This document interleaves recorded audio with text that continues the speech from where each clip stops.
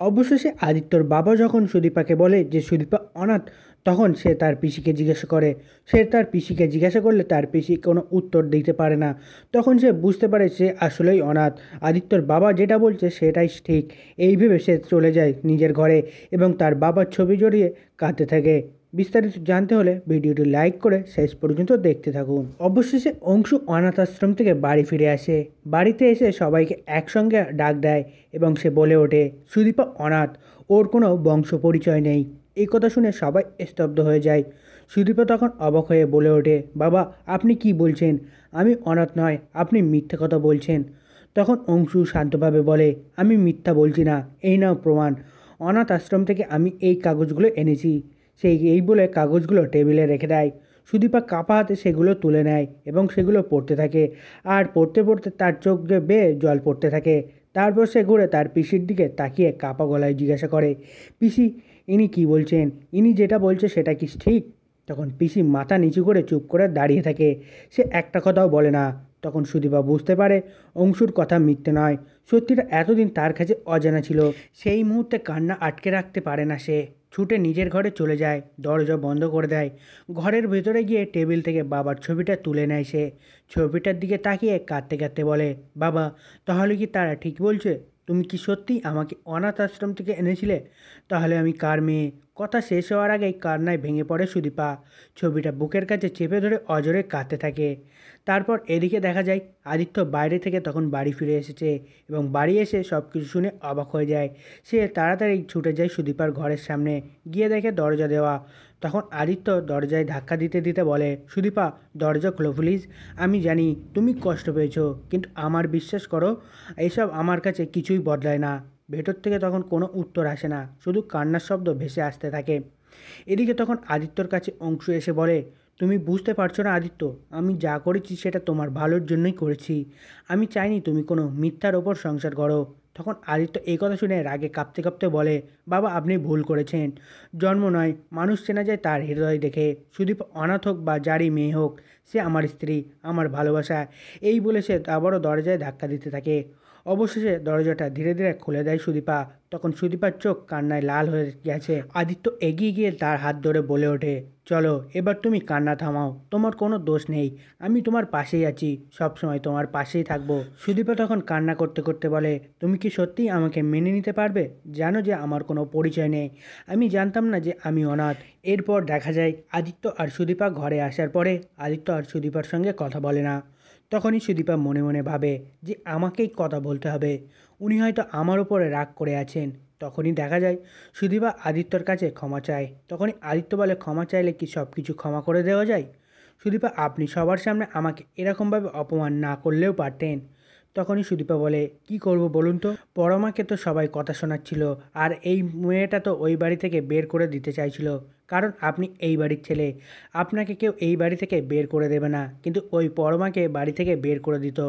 এই জন্যে আমি চুপ করে থাকতে পারিনি, আপনাকে দোষ দিয়েছি। আর আপনার তো দোষই ছিল, আপনি তো একসময় ভালোবাসতেন পরমাকে, তবে এখন এত ভয় কিসের? আমি যা করেছি ভালোর জন্যই করেছি।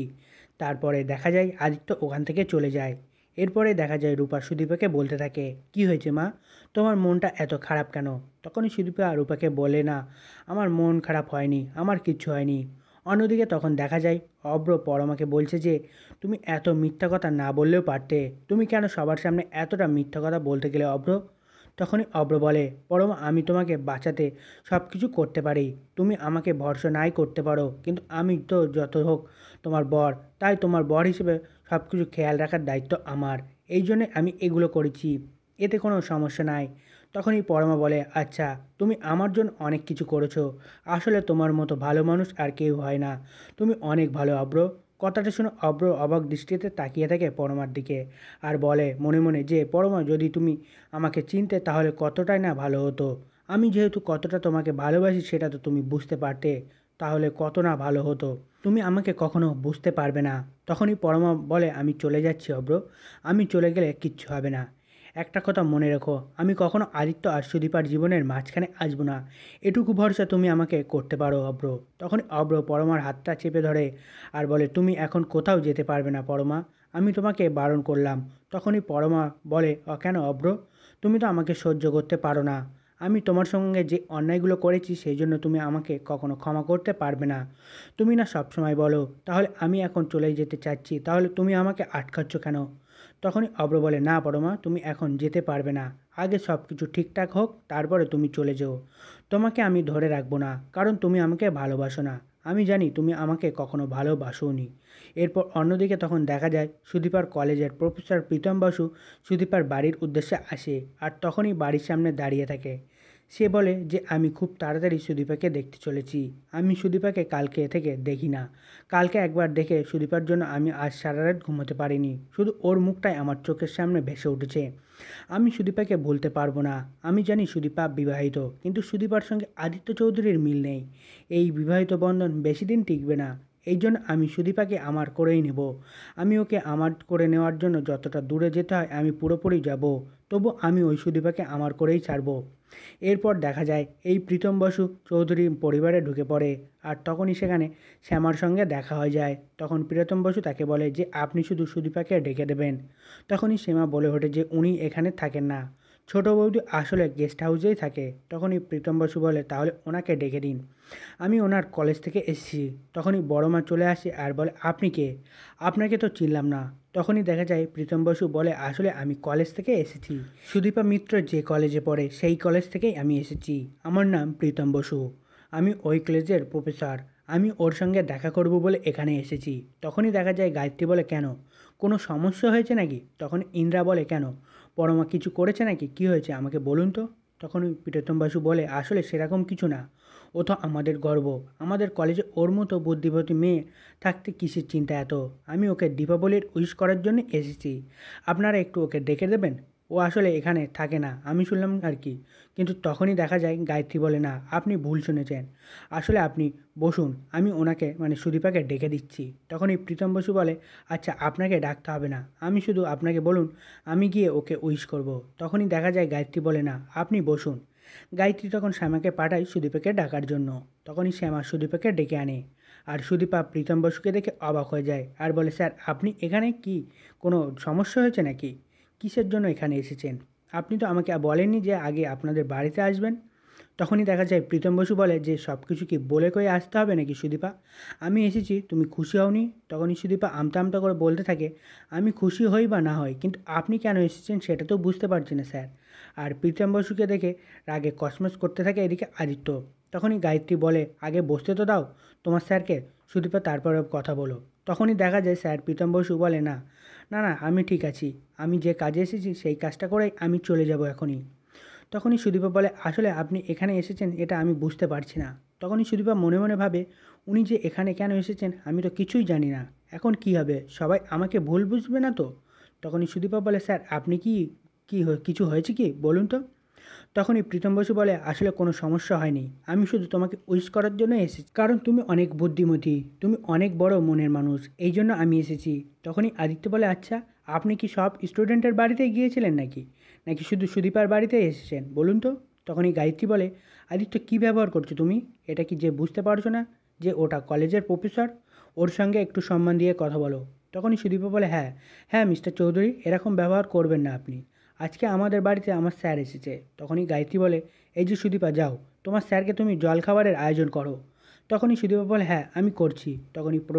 তখনই প্রফেসর প্রীতম বসু বলে যে না, আমার কোনো দরকার নেই, আমি যে কাজটার জন্য এসেছি সেটা করেই আমি এখান থেকে চলে যাব। এখানে আমার বেশিক্ষণ থাকা লাগবে না। এরপরে দেখা যায় প্রীতম বসু ফুলের তোড়াটা সুদীপার হাতে তুলে দেয়। এটা দেখে তো আদিত্য রেগে যায়, আর ওখান থেকে প্রীতম বসু চলে যায়। তখনই দেখা যায় ওখানে সঞ্চারী থাকতে, আর সঞ্চারী মনে মনে ভাবতে থাকে যে এটা বিনা কারণে এখানে ফুল দিয়ে যাবে না তো কেউ। এটা আমাকে খোঁজ রাখতে হবে, জানতে হবে এর মধ্যে কিছু একটা আছে। আমার মনে হচ্ছে এর মধ্যে কিছু একটা গোলমাল আছে, আমি খুঁজে বার করবই সেটা। কারণ একটা স্যার এভাবে বাড়িতে এসে সুদীপাকে ফুল দিয়ে যাবে কেন? এরপরেই দেখা যায় গায়ত্রী বলে অনেক ভেবেছো তুমি, অনেক ভাবনা চিন্তা করেছো, তুমি এবার এখান থেকে যাও। আর তোমাকে ওই গেস্ট হাউসে থাকতে হবে না, তুমি তোমার ঘরে চলে আসো। তখনই সুদীপা বলে না আমি আসবো না। তখনই দেখা যায় গায়ত্রী বলে কেন, আমি তোমার স্যারের সামনে তোমার সম্মানটা রেখেছি, তুমি আমাকে অসম্মান করছো? তখনই সুদীপা বলে না, আমিও আপনার সম্মান রাখার চেষ্টা করছি। আমিও তো অনেক কিছু বলতে পারতাম, কিন্তু আমি কোনো কথাই বলিনি। আপনি যেমনটা বলেছেন শুধু তারই উত্তর দিয়েছি আমি। তখনই ইন্দ্রা বলে সুদীপা যা হয়েছে ভুলে যাও, এখন তুমি এই বাড়িতে চলে আসো, আর কোনো পাকামি করতে হবে না, তোমাকে আর ওখানে থাকতে হবে না, তোমাকে ছাড়া এখানে আর ভালো লাগছে না, যাও সব এখানে চলে আসো। তখনই ইন্দ্রা ওখান থেকে চলে যায়। তখনই সুদীপা ওখান থেকে যেতে গেলে আদিত্য সুদীপার হাতটা চেপে ধরে এবং বলে, কেন এসেছিল তোমার স্যার, তোমার এই কলেজের প্রফেসর এখানে?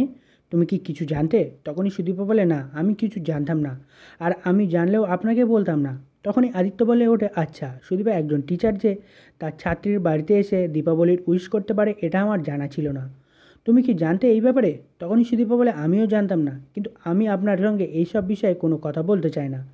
আপনার তাতে কি আমার কারোর সঙ্গে কি উঠি, কার সঙ্গে বসি সেটা আমার জানার বিষয় কি? আপনাকে শুধু সুন্দরের হাত থেকে আমাকে বাঁচানোর দায়িত্ব দেওয়া হয়েছে, অন্য কারোর কাছে তো আমাকে বাঁচানোর দায়িত্ব আপনি নেননি। তাহলে তাহলে এরকম কেন করছেন? আমাকে নিয়ে এতটা না ভাবলেও হবে, কারণ সবসময় তো আপনি আমাকে নিয়ে ভাবার জন্য থাকবেন না, এই জন্য আপনাকে এতটা ভাবতে হবে না। আপনি আপনার মতো থাকুন না, কে বলেছে আমাকে নিয়ে ভাবতে? অন্যদিকে দেখা যায় কুন্তলার সঙ্গে অংশু পরামর্শ করতে থাকে। তখনই কুন্তলা অংশুকে বলতে থাকে, অংশু তুমি চিন্তা করো না, আমি আমি তোমার মা তোমার সাথে আছি। আমি তোমার বাড়ি থেকে ওই কালো ছায়া ওই সুদীপাকে ছুঁড়ে ফেলবো, বেশি দিন লাগবে না, তুমি শুধু আমার উপর একটু ভরসা রাখো। তখনই অংশু বলে বলে ওঠে, আমি আর সময় নিতে পারছি না মা, আপনি তাড়াতাড়ি কিছু একটা করুন। তখনই কুন্তলা বলে ওঠে, অংশু এত তাড়াহুড়ো করে কিছু হয় না, আমি এই পুজোর আগে যা কিছু করার করে ফেলবো, তুমি শুধু আমার কথা মতো একটু চলবে তাহলেই হবে। তখনই অংশু বলে ওঠে, হ্যাঁ হ্যাঁ হ্যাঁ মা, আপনি যা যা বলবেন আমি তাই শুনবো, আপনার কথা মতোই আমি চলবো, আপনার কথা ছাড়া আমি এক পাও ফেলবো না। কিন্তু আপনি আপনি ও আমার ছেলের জীবন থেকে ওই মেয়েটাকে ছুঁড়ে ফেলে দিন, আমি শুধু এটুকুই চাই আপনার কাছে। তখনই দেখা যায় কুন্তলা বলে, হ্যাঁ আমি সেটুকুই করব তোমার জন্য, আমি তো কথা দিয়েছি তোমাকে যে ওই সুদীপাকে ওই বাড়ি থেকে বের করে দেওয়া হওয়ার জন্য যা কিছু করা প্রয়োজন সব কিছুই আমি করতে রাজি আছি, শুধু তোমার বাড়ি ভালো হওয়ার জন্য, তুমি এটুকু ভরসা আমার উপর রাখতে পারো অংশু। তখনই অংশু বলে ওঠে, আমি জানি মা, আপনি আমাকে অনেক ভালোবাসেন, আমাদের পরিবারটাকে অনেক ভালোবাসেন, এই জন্য সব কিছু ছেড়ে আমাদের পরিবারের ভালো করার জন্য আপনি এখানে এসেছেন, সেই জন্য তো আমি আপনার কাছে এসে বলছি। কিন্তু আমি আর সহ্য করতে পারছি না ওই মেয়েটাকে, ওই মেয়েটার জন্য আমাদের বাড়ির ছেলেগুলো আমাদের হাতছাড়া হয়ে যাচ্ছে, তারা আমাদের মুখে মুখে কথা বলছে, আমি এটা সহ্য করতে পারছি না। তখনই কুন্তলা বলে, চিন্তা করো না, আমি তো আছি। এরপরে অন্যদিকে দেখা যায় চৌধুরী বাড়িতে অতনু শ্রুতি আসে।